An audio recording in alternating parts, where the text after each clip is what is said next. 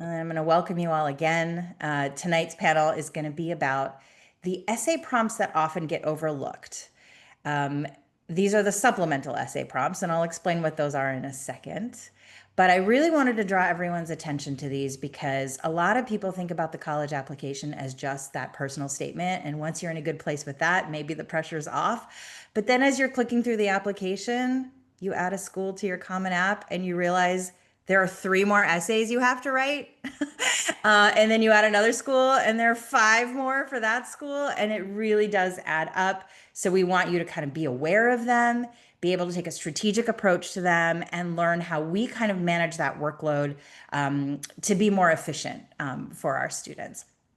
So I realize I didn't tell you who I am. I know you can see my name on the screen, but I'm Sheila. I'm the CEO of Signet Education. I run the business, but I do take on a number of students, and I work with this team, whom I'll let themselves introduce themselves in just a moment, to help students and their families through the application process from start to finish. So we do a ton of college application work with rising seniors.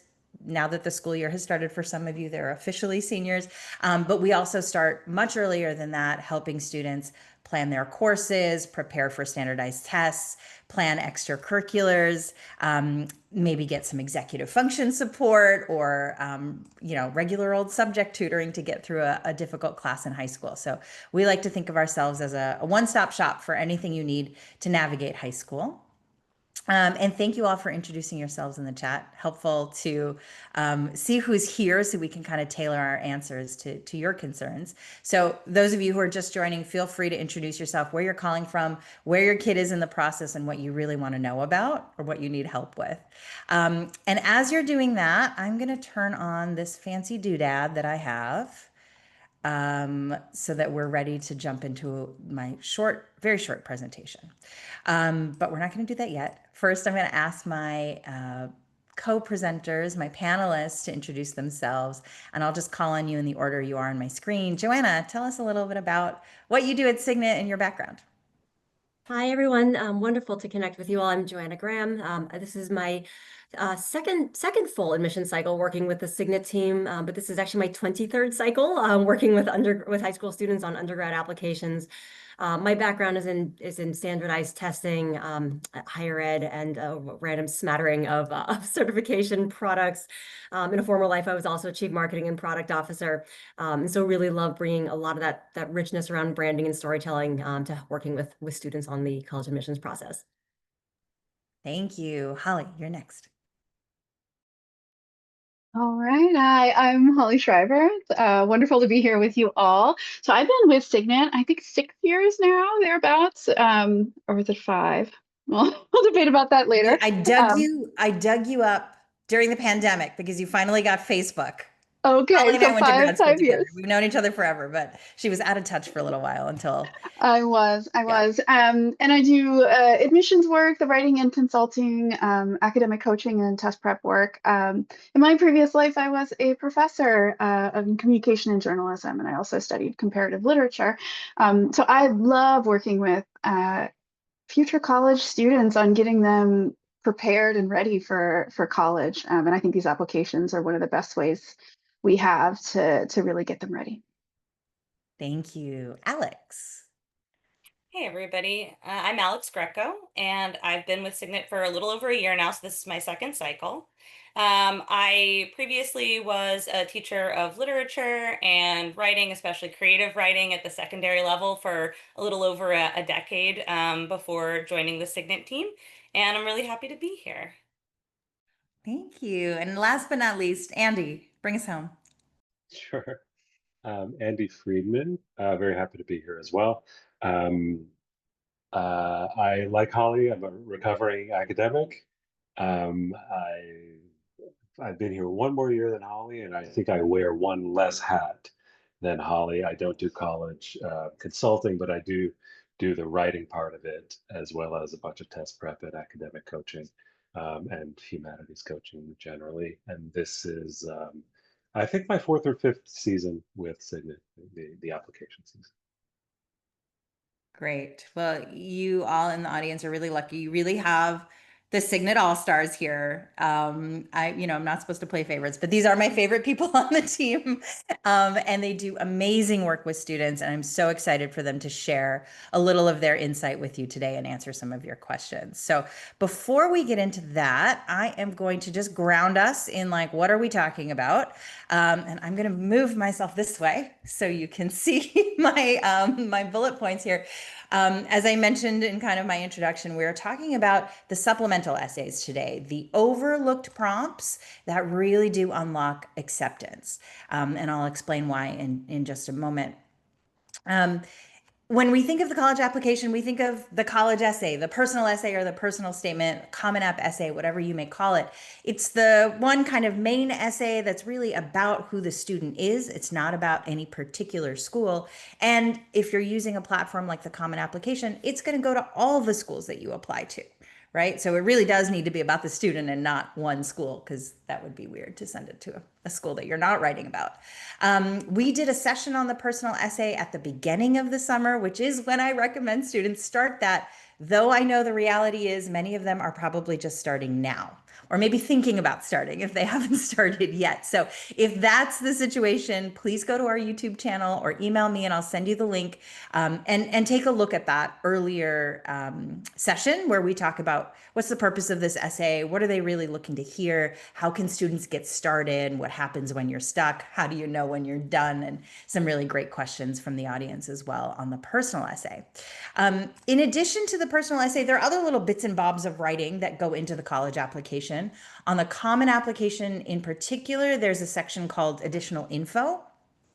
This year, they've shortened it to 300 words, and that's really for an objective treatment of, things that may not be clear in the application. This is not an additional personal statement or some other kind of persuasive essay. This is, I got hit in the head at a soccer game and I had a concussion and I was out for 2 weeks and then I was a little behind in my classes, but I worked really hard and I worked with my teachers and I caught up and I maintained my grades, right? It's for factual information that will help an admissions officer understand, the context that they're seeing everything else in. The Common App also has what's called a challenges and circumstances essay. This was actually introduced during COVID and they called it the COVID interruption essay or something like that. And then it became like a community disruption essay. This year they've changed it to challenges and circumstances. And these are meant to be things like there was a natural disaster. There was a global pandemic. There were things like this that are affecting my ability to go to school. And the more specific sort of, I got a late diagnosis of ADHD really belongs in the additional information section. Now, this is all very nuanced, and this is someone you really want to talk to an expert with about your specific situation. So if anything I've said here kind of like rings a bell for you, please reach out. We're happy to coach you through how to use these and how your student might write something for those sections. But today we're going to talk about the supplemental essays. Now, these are not required by every college. Some colleges have lots of these. Some colleges have 0 or maybe 1, or maybe they have 2, but they're optional. And that doesn't mean they're not important, right? Whether a college has supplemental essays at all and how many they have is really part of their strategic decision making of how do we set up the right barriers so that the right students are applying, and we don't just get spammed with a lot of bad applications that are not a good fit for our university, or how do we remove those barriers so we get as many applications as possible and we can drive our admittance rate down and look more selective in the rankings, right? So it's not that they're not important, it's just a tool that colleges use to build or erase barriers, and get to know your student in a less formal way than that personal essay, and in a more specific way than that personal essay. As you'll hear, we talk about some of the prompts and what are the keys to writing these essays. There we're looking for specific information that shows that a student understands the school that they're applying to, and more importantly, understands how they fit in that community, right? This is really about belonging in terms of you have the programs I want to study, or you bring these sorts of people together and I feel like I'm one of those people. Let me tell you stories that really prove that I belong on your campus. Or your mission statement really resonates with me, and let me tell you why, right? These are the kinds of specific things you want to be able to say in response to a supplemental prompt. Okay, we have some grounding. Let's jump out of my bullet points, and I'm going to open my first question to the panel. I told you a little bit about the purpose of these supplements, but let's get into a little more detail. And I want to start with you, Joanna, if we can. When you're reading applications, and I know you were reading at Georgetown, which technically doesn't have supplemental applications because until this year, they were not on the Common Application. So everything you wrote to Georgetown was specifically to Georgetown. But when you were looking at an essay that was sort of this supplemental type, what were you looking for? What were you hoping to hear from students?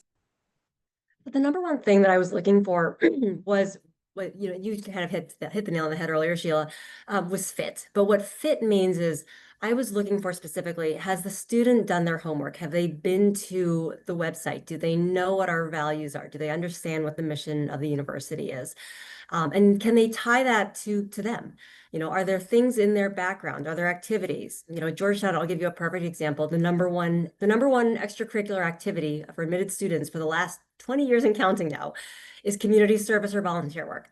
And if you've researched Georgetown, you will know that aligns very closely with these values around cura personalis, the Jesuit philosophy, so much about what the university sort of holds to be true. And so when you're thinking about supplemental essays and when you're thinking about what you can do to sort of stand out, the number one thing you can do is actually sort of use some of that research muscle memory that you've been building up in high school and start treating the university as your next research project. That's great. Andy, since you're next on my screen, would you add anything to that? I certainly wouldn't change anything. That's a pretty perfect summary. Yeah, I think that for many of the supplements, and I'm sure we'll talk about the standard sort of collection of supplement types, the why us? Why do you want to come to this university is obviously the most pertinent here. And my first step with students is do your research. And there's a number of great ways to do research and some not so great ways. Obviously, the school website is central, but it's also the outward-facing part of the university. Sometimes it can feel rather opaque. A lot of university websites, missions or university mission statements, and the language all over the websites are basically the same, just different permutations of the same words like community, intellectualism, and values and stuff like that. So you do have to dig a bit deeper sometimes. The other ways to do research is obviously the campus tour, if possible, college fairs. And another one that I really like is to go on sites like Reddit and Quora, where a lot of alums will talk about, oh, this is, like kind of the nitty gritty, the behind the scenes stuff, where you can really get a sense of what a school is really about, right? And that helps sort of cut through what can be, the sort of opaque, homogenized language that you'll get elsewhere. Yeah, that's a really great point. Sometimes I'm sitting with my students and they're like, every college says the same thing. How do I tell them apart? Beyond what you just said there, I always encourage them to talk to people they know who've gone there, right? So like Reddit or Quora might be a way to do that if you don't know anybody. But those websites can be a bit of a rabbit hole. So we want to be careful. Yeah, But you have to be careful about, yeah, for sure. But no, credibility. it's a great source, right? Because we want multiple sources and you can't just take the college for their word of, oh, we're great at, X. Like you really want to hear from a lot of other sources to corroborate that. So that's great. Thank you for dropping us into sort of how do we get this information in the first place. Holly, tell me what you think about supplemental essays. Yeah, I'll underline something Joanna said as well as values. In doing your research, you'll hopefully understand the values of the school, but also make sure that you have a pretty firm grasp on what you think your primary values are and how those might connect with the school's mission. So rather than just parroting back their value statement, making sure that you're very clear about how the things you do and the things you care about align in a unique way, hopefully, so it doesn't sound like every other supplemental essay out there. Perfect. Alex, anything to add?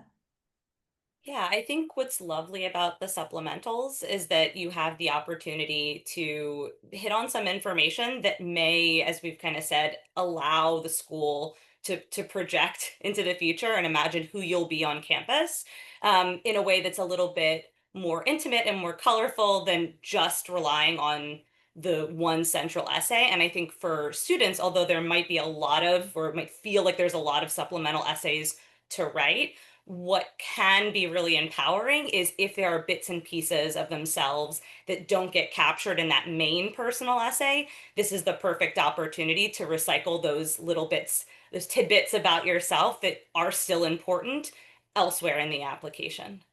You set me up perfectly. I promise we didn't plan this, but that's literally the next question. A lot of students are worried about trying to cram in this like very full, robust picture of themselves in the personal essay. And sometimes it just doesn't fit, right? We can't put every story, impactful value, or experience into one 650 word essay. I mean, that would be a bad essay, right? So we tend to focus on sort of a small moment that reveals something significant about a student. We keep it to kind of one story. But all of that other great stuff should go somewhere. And the supplements are, as you said, Alex, a great opportunity to do that, right? So let's talk about some of the prompts. You guys have all mentioned the why this school prompt, right? And I know there was a specific question about that in the chat already. Somebody's is like really struggling with that, which is totally common. Don't worry, you're right on track. But let's talk about what some of the other prompts look like. Alex, since you were just sharing with us, what are some of your other favorite or most common supplemental prompts that you see? I don't know if it's very common, but I saw one last cycle that I thought was interesting and maybe a little bit challenging, that asked like a student to describe in very few words like what their like recent Saturday was like. And I think that that one could potentially be a little bit tricky because students are actually inclined to just word for word explain what they did on a Saturday. But I think it is prompts like that that could potentially give them a flavor for who a student is on a day-to-day basis, and welcome the reader into their personal life. And so I know with the student that I worked on that prompt with, we ended up talking really about the relationship with her and her younger brother, especially as she's getting ready to go off to college through the lens of like them making waffles one morning. So I think those kind of interesting, colorful prompts might throw you at first, but they can really offer the opportunity to give glimpses into things that students wouldn't necessarily think they should be writing about, but actually give a lot of good information about who they are as a person and what their relationships are like. You're so right. And it's probably wise to mention that these supplemental prompts can look like write us a 300-word essay on your ideal college experience. They could be give us, 25 words on your Saturday, or, you know, I have seen a couple that are like, what are the 5 words you'd use to describe yourself? But there's a college that asks for a top 10 list, and it can be your top 10 list about anything, like your top 10 favorite shows or your top 10 favorite shoe brands, whatever it may be. So they are really throwing different formats out there to try to get a different sense of the student. That's really great. I'm glad you brought that up. Holly, what are some of your favorite prompts? Well, favorite. I think the most common one that I've seen is some version of our campus is a diverse community. Please describe one community that you're part of and how you'll contribute to campus. I've seen, it feels like that shows up for almost every student that's applying to schools that has supplementals. And I like for people to see that. Like, I think sometimes people shoot ahead to be like, oh no, they want to ask like, how am I diverse? Or, like, oh, okay, I know what they want. I don't know how to do it. And they panic a little. But that question is really about how do you treat other people around you? How do you see yourself as part of something larger than yourself? It could be family, a team, it could be a friend group, you keep going larger and larger. So I think that sometimes, again, going back to values and the kind of person you are, even if you're the shy person that's not, doesn't join clubs, doesn't feel like you're any part of a group, what is the next largest concentric circle around you that that you relate with and that you contribute to, and you can write that essay. Um, so I think sometimes like, and you can write actually a really beautiful and unique essay that's going to be very different from other people's. So, but anyway, that's a common type. Starting last year, I think it was extremely common, and I think most of those have remained this year as well. Yeah, that's a good one to bring up. It is super common.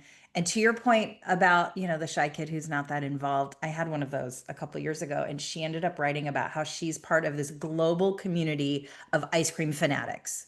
And she wasn't really like on a, message board, making friends and whatever, but, she went to every ice cream parlor she possibly could.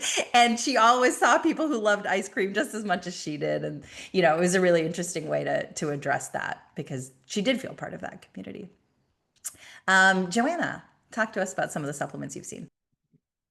I think, I'll go with the what do you want to study and why, or tell us about something that, academic that excites you about our university. Because I think this one can be exciting for students because when they're thinking about their personal statement, so many students are thinking, well, again, you kind of talked about sort of that kitchen sink mentality earlier. You're like, well, I have to cram in everything. What if they don't know I want to study astronomy and I want to study be a liberal arts major and I want to do this? This essay is now your opportunity to talk about the things that you are passionate about from an academic perspective. On the flip side, for students who are undecided, this essay honestly can be their worst nightmare because they don't know how, in a very, sort of creative and succinct way, to explain that there are a lot of different things that they're interested in, especially if they're limited on word count. And so this is one of those essays that I really encourage students to think about when it comes to intellectual curiosity, really thinking about digging deeply and thinking about what are the things that do excite you, because that sometimes is very different from what do you actually want to be when you grow up and what do you actually want to study.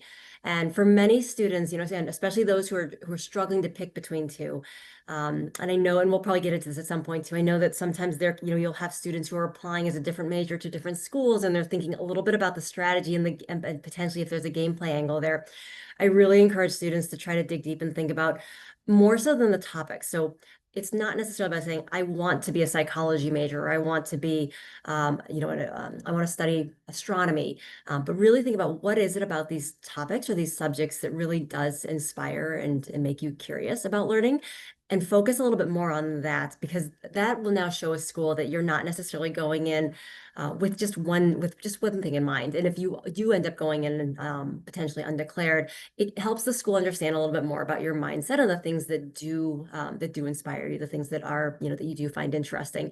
And so they'll be less likely to sort of perceive you potentially as someone who just, doesn't have it quite figured out just yet, but rather maybe someone who does have some diverse interests, but that are connected maybe in some very unique ways.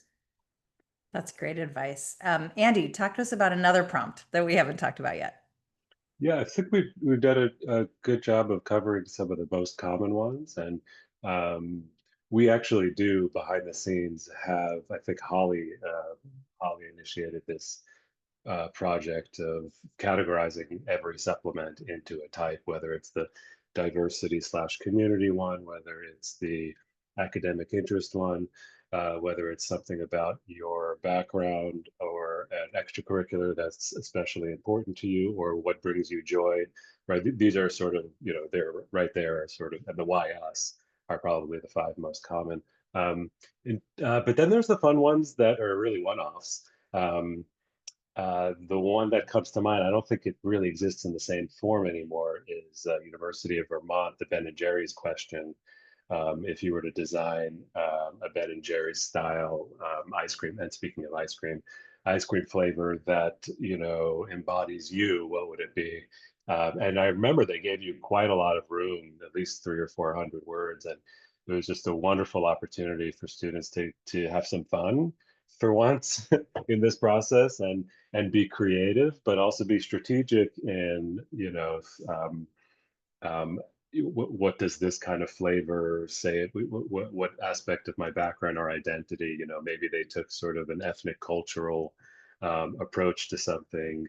Maybe they made some sort of texture metaphor with grit and resilience. I don't know, but there were a lot of cool ways to answer that question. They still have an ice cream question, but it has to do now with sort of how you would bring attention to some social or environmental, some problem in the world. So it's lost a little bit of its fun. The sprinkles have been shed, so to speak, but it's still ice cream after all. Yeah. And I mean, I think that what you were just saying made me think of what I would bring up that's separate from what all of you have said about these very common prompts.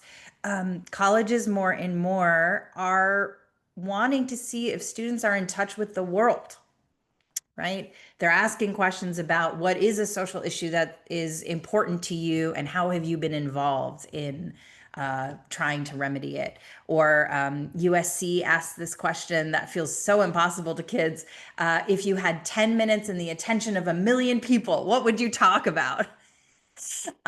Geez, wow, what a question. And then, there are other questions that are sort of like that that are really trying to see is this a student who is just kind of in their own bubble and just doing, what is asked of them, or are they curious about the larger world? Do they understand or have a vision for how they want to be involved in the broader world, right?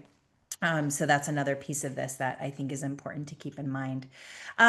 So as we're talking about these prompts, I imagine a lot of the parents on this call are like, oh, but we're writing about the academic interest in the personal essay, or my student is writing about their most favorite extracurricular in their main essay. How do we go about deciding what belongs in a personal essay and what might be better for a supplement? I know that is very nuanced and is going to be very dependent on each student, but I think that's a broader question that maybe we could shed some light on. Joanna, what do you think about that? Sorry, I had to find my mute button. I think it is very student specific. And a lot of students that I work with will sometimes will have maybe two versions of a personal statement. They'll have one that they write that is for schools that have no supplements, because they want to be able to talk a little bit more about an area of academic interest, for example. I think that's a great example. And actually, I'll just build on that for a moment. There are sometimes students, will start down a path in high school and they'll think that I really want to be a STEM major. I'm all about engineering and computer science. Their profile reads that way. And then all of a sudden, junior year, they go off and they take a psychology course or an English, a creative writing course, and they come back and it's all liberal arts.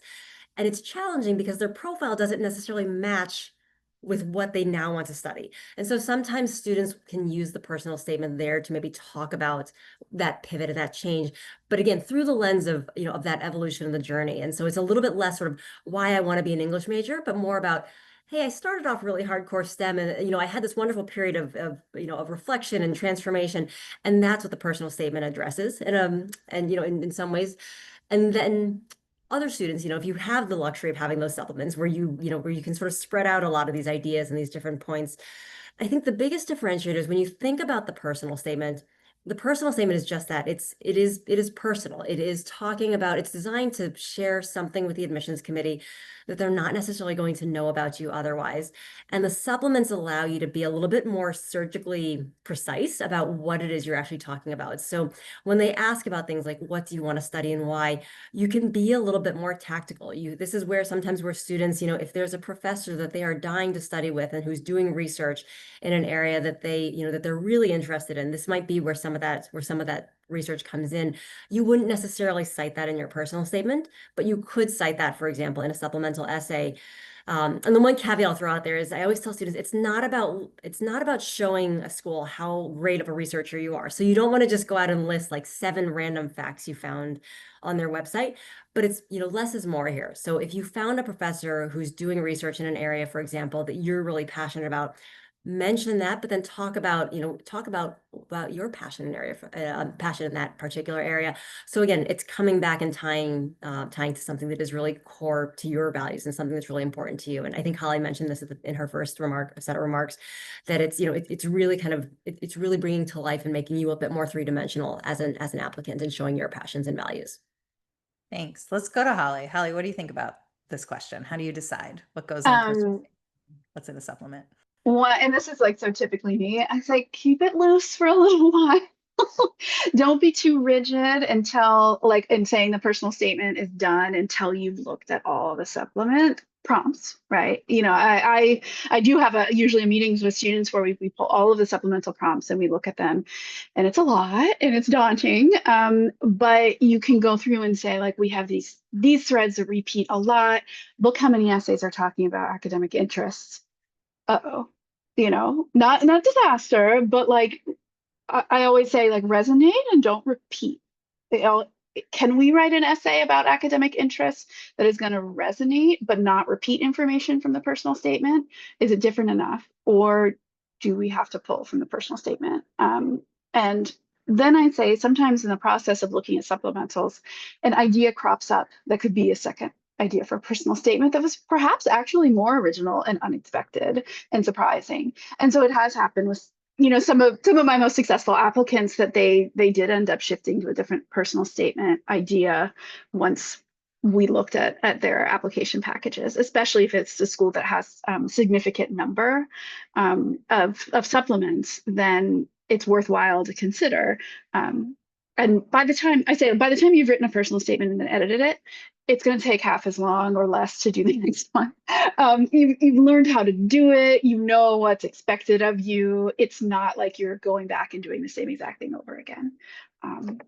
So I'm sorry if that happens, if you find those like repeats, but it happens quite often in our work, and it's not the end of the world at all.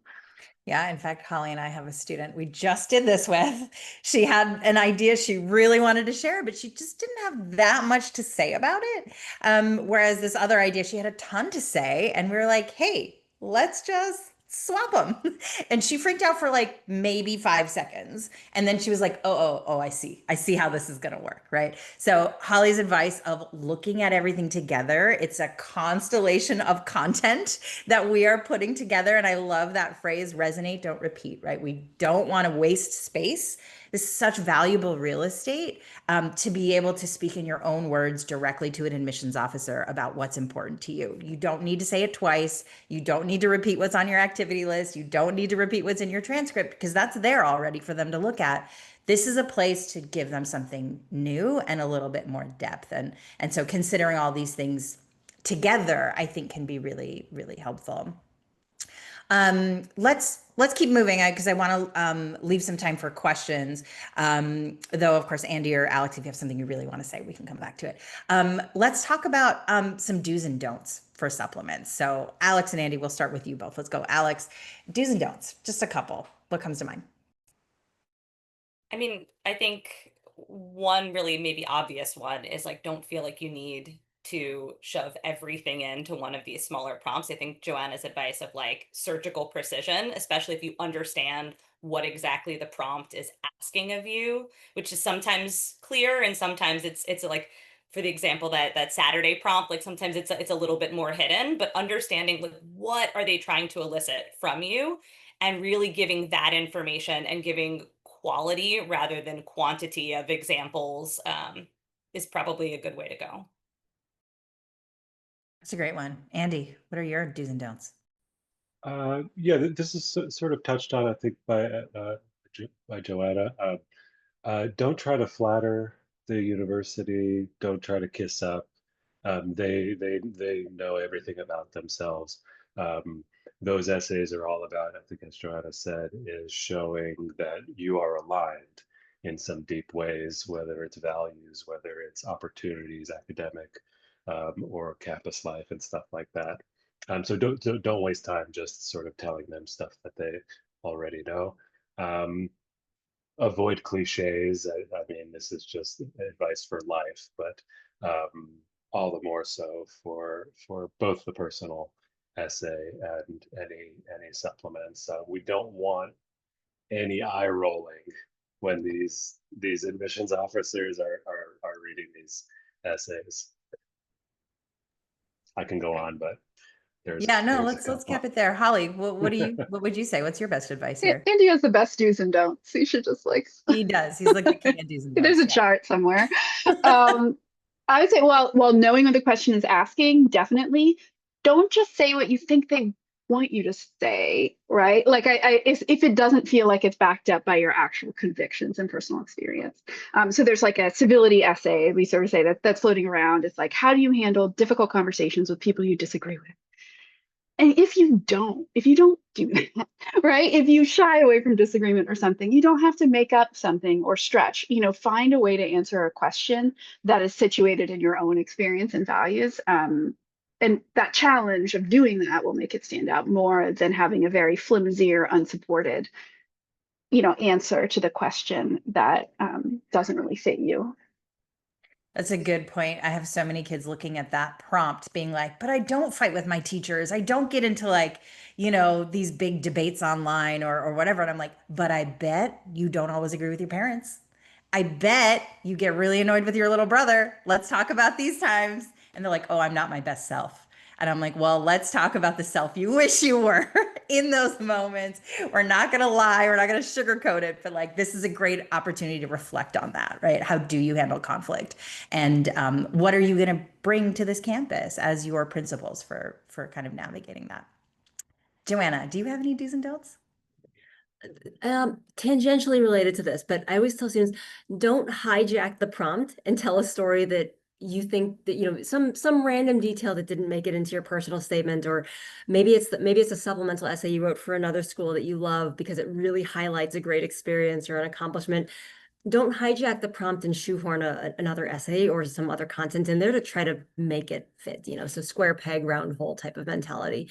I have a lot of students who will be really bummed because they're like, well, I want to talk about this really great research, project that I did, or something that I'm really proud of, and I don't have anywhere to, so let me put it in the civility essay and talk about how initially maybe my parents didn't want me to go off and do this project, and I did it anyway. And it's very, very tenuous at best. And so, really, I think this again aligns very nicely with what some of my other wonderful colleagues have said is, answer the prompt as it's written. Don't try to manipulate it to something else.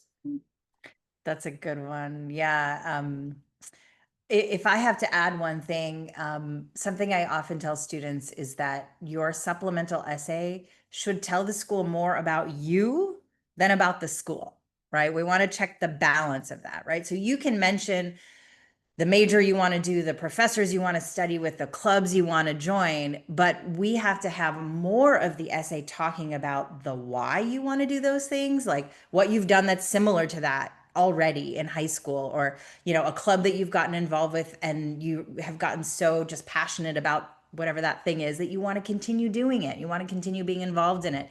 And by the way, University of Michigan has this great club where I can do that, right? It's kind of like a 2/3, 1/3 balance. We really want to be learning about the student, not about, some obscure thing you found about the university. But it's important that these things match, right? So you can't write a supplemental essay about how much you love field hockey for a school that doesn't have a field hockey team or a club or intramural field hockey, right? They'll be like, well, why are you applying here? You should go, wherever, right? So doing your research is another really, really important one. The research comes first, right? So we have, really concrete things to organize our thoughts around. Okay, we have alluded to the fact that there are so many essays to write. I'm working with a student this year. This is actually where the title for this webinar came from. He actually has 54 separate supplemental essays to write. But as we looked at them and kind of identified those themes that Andy was talking about, and Holly, you've talked about as well, it came down to, I think, 15, which is so much more manageable, right? But how do we figure out those categories and how we can reuse information? And more importantly, how do we keep it organized so we know what the plan is for each of those schools? And how do you, I'm putting like 5 questions into this one question, but how do you sequence it? Right? Because there are going to be some early schools, there are going to be some regular decision schools, there are going to be some schools that have a longer version of the academic interest essay and some shorter. So where do we start, right? Once we've kind of identified, all right, these are the themes I need to write about. How do you create a project plan essentially around these supplements? Joanna, I'll start with you because I know you love being organized.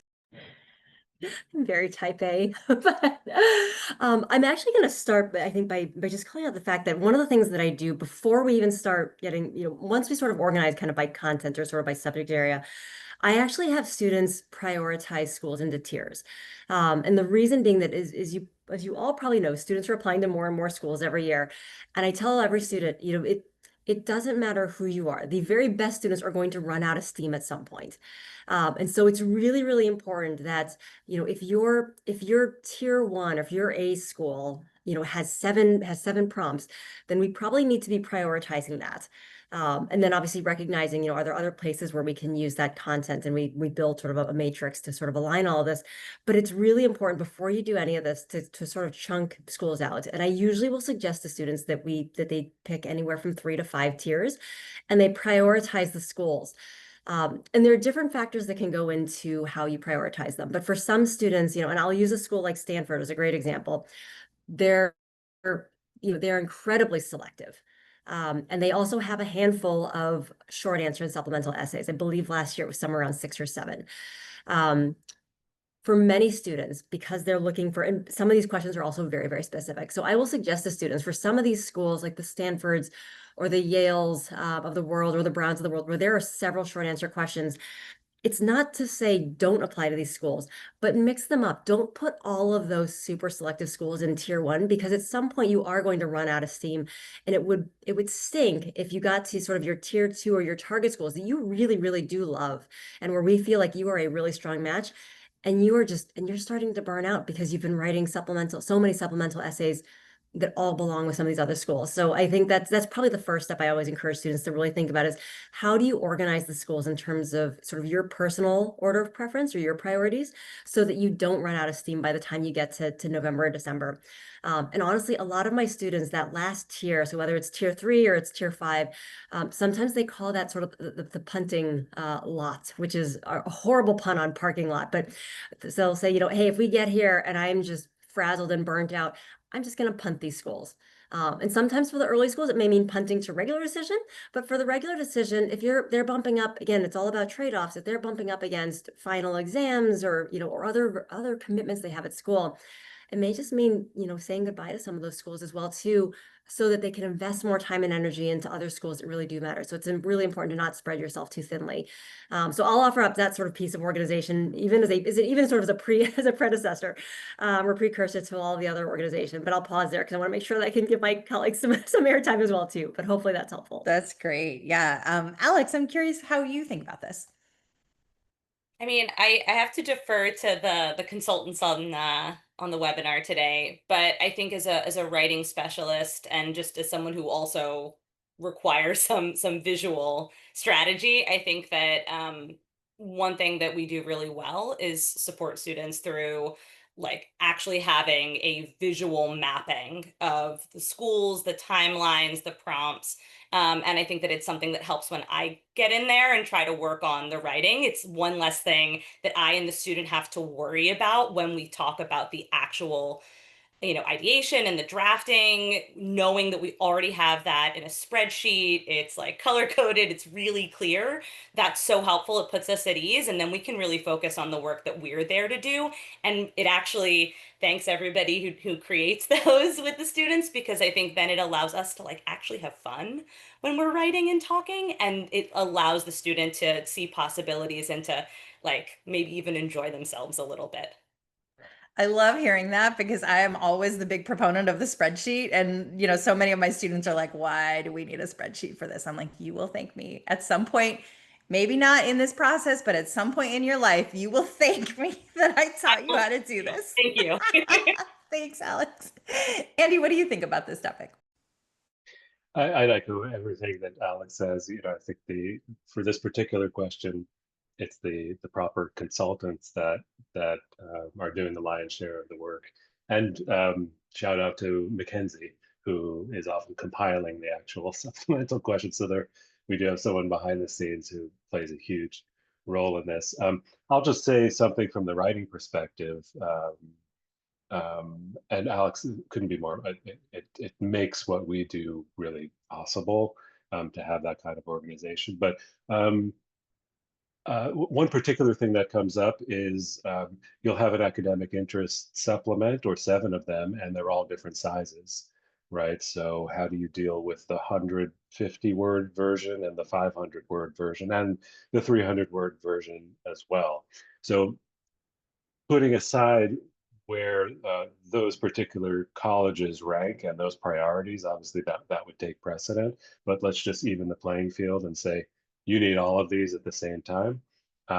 What I like to do is start with the biggest one, um, because we'll get everything out there that we need, right? And then the process of distillation is a whole lot easier than the process of emendation, assuming that's a word. I should probably know whether that's a word or not, given that I'm a writing person, but you get the idea. So I think it's much easier to go from big and to distill than to go from the 100-word version and then try to flesh that out. That's good advice. I actually think I learned that from working with Holly at some point. She also does the same thing. Holly, what else would you add?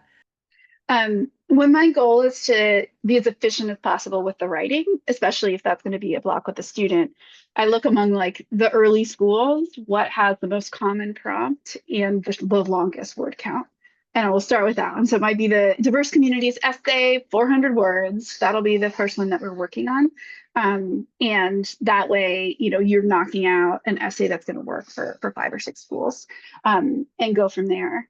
And something else popped up in my head and then I lost it. But I like, no, first looking at all the prompts and trying, if you can, to come up with topics for each of them and brainstorming that. I like to do that before writing in general, is just to like have these, and it's okay if there's some blank spots. I find sometimes during the writing process, ideas will come up and the spreadsheet will fill itself out with the content ideas. But yeah, I completely agree. Write long, and then distill. These essays really have to pack a punch, and the best way to do that, in my experience, is to write twice as much as you need and then condense it. Right. We don't care about the word count on these early drafts. So many students are sort of blocked by that. Okay, in the interest of time, I want to go to some questions from the audience. So please, if you have questions, type them in the chat or raise your hand and I can call on you to speak it out loud. We have one in the chat right now from Carmen. Her son is applying to UVA. That's his first choice. This year they got rid of their supplemental essays. There is one for the School of Nursing only, but otherwise there are no supplemental essays for UVA. So how can he make sure to get all this sort of specific enthusiasm for that particular university across? Joanna, let's go to you first.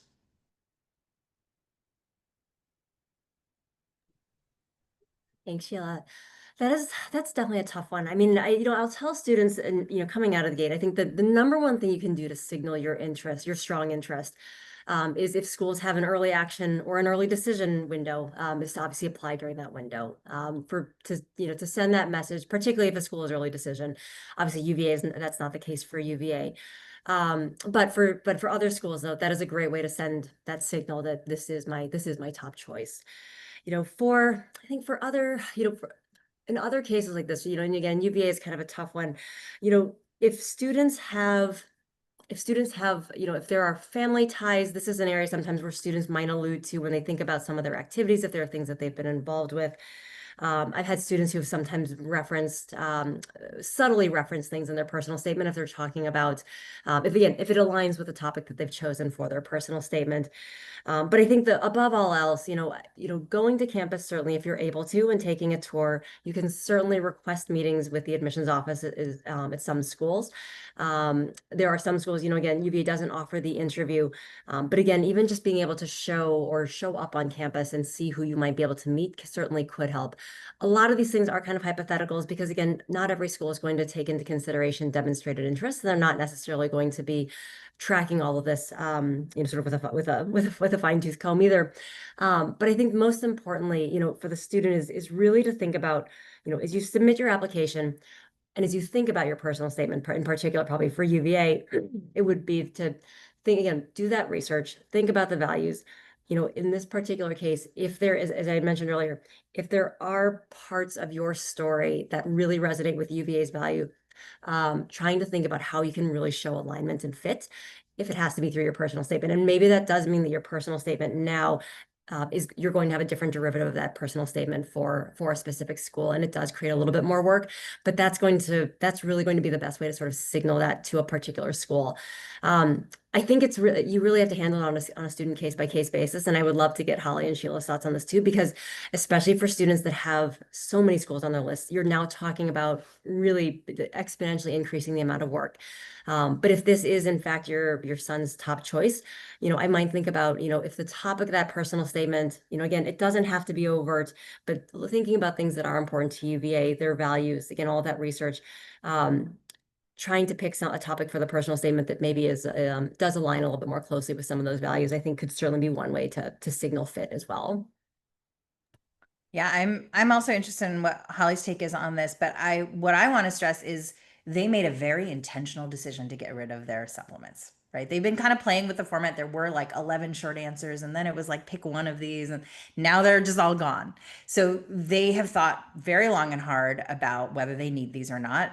There's some strategic reason that they've decided to get rid of them, or maybe it's a political reason because they have been the subject of a lot of scrutiny. So don't try to cheat it and like use the additional information session or send in an email, which is actually a supplemental essay, right? They don't want them. If they wanted them, they would have asked for it. So I think Joanna's advice is really sound here. Holly, anything to add here? Yep, and they don't track demonstrated interest as well. So like, among them, it's like that's not an important admissions category. And so I think the subtle approach that Joanna mentioned, if you really feel the need to articulate a match, you might not be able to tell that story. That might seem too direct, but alignment with values might be the way to go. Great. While we wait for more questions from the audience, there was one that came in earlier, which is when should students really be writing the supplements? When is the crunch of writing? When does that begin? I mean, we're having this webinar right now for a reason. It's usually August. A lot of students want to get as much done as they can before the school year starts, when they're going to be really busy and their extracurriculars are going to start up again. But, I've seen people start to tackle these in October, or if they're only applying to regular decision, it may be later than that, November or December. Anyone else want to chime in on when the crunch is?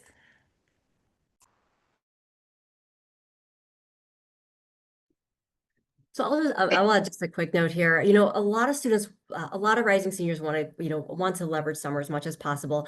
And it's tough because obviously Common App doesn't open until August 1st. And every time a student, is like, oh, I'm going to write these really, really specific supplements for my ED school. And then, oops, the supplements change on August 1st. But I do tell students, again, kind of to Holly's earlier point, there are a lot of themes, and Andy's, there are a lot of themes that we see, and so it's not a bad idea if you're, especially, if they were working over the summer, or if maybe, your child hasn't gone back to school just yet and has a little more time to start, they can certainly start working on sort of brainstorming more general topics. And this is probably going to be relevant for folks with younger students.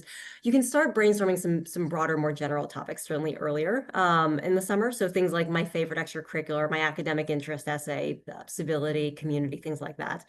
But what I would suggest though is, especially going into the school year where you're starting to balance all of this sort of, with the rigors of senior year too, I would encourage students to not try to tackle too much. And so don't necessarily take on maybe more than 2 or 3 essays at a time, because if you try to do everything at once, or if you tell yourself, hey, I'm just going to take this one weekend, carve it out and try to knock everything out, again, you'll hit a point of sort of diminishing returns too. And so again, I would go through, try to prioritize and pick maybe 2 at a time to work on, and really try to be methodical. Again, that surgical precision is going to be really important here.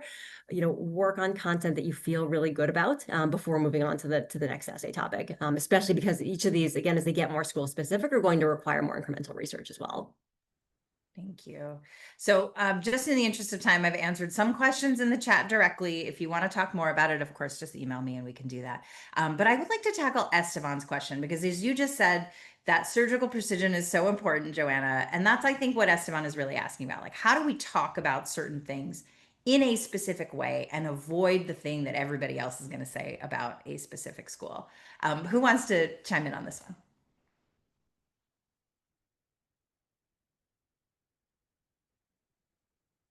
Oh my gosh, you're going to make me call on somebody? Okay, Andy, what do you think?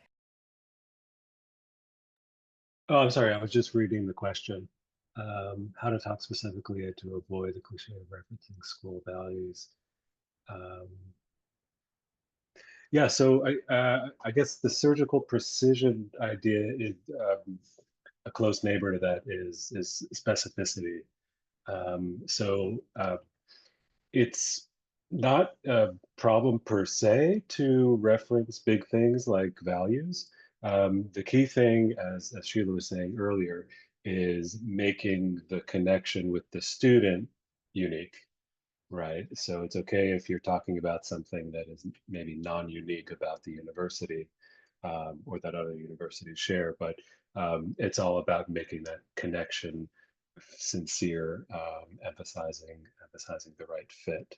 Um, yeah, so nothing wrong with talking about how UMich is a great sports school, and that's really exciting, but make that, don't just say that, right? Let's connect that with something that is sort of really important about the student and their values. Yeah, that's a great point. I would add that you want to make sure whatever you're saying can't be applied to another university, right? So if you're only talking about location and size, well, there are probably I mean, especially if we're, talking about a major city, there are other colleges that are there, right? So location may not actually be something super unique, but if there is something about that location that connects to the student, and like that part of Philadelphia versus this part of Philadelphia, right? If we want to get that specific, you could go there and make that unique.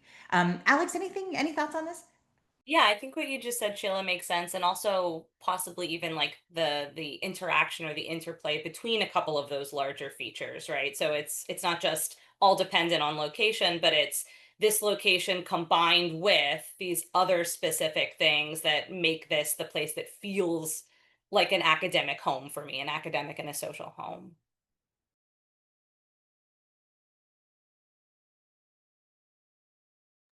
You're muted, Sheila. Thank you, Holly. I don't want to take up too much more time. I know we're at the end of our talk, but I did want to share a couple of little tidbits and one opportunity. So, some major takeaways here. We want to showcase the student strengths and fit. We want to piece all the essay content together. And think about this as a content, sorry, let me get my face over here, as a content plan, right? The supplements and the personal statement and the activity list. What are they all coming together to say about this student, and make sure they resonate, not repeat. We also need to make sure we get everything done and done well. So we talked about priorities and timeline and organization. We want to make this fun, a growth opportunity for the student to reflect on what their actual values are and how they articulate that, how they've demonstrated that in the past.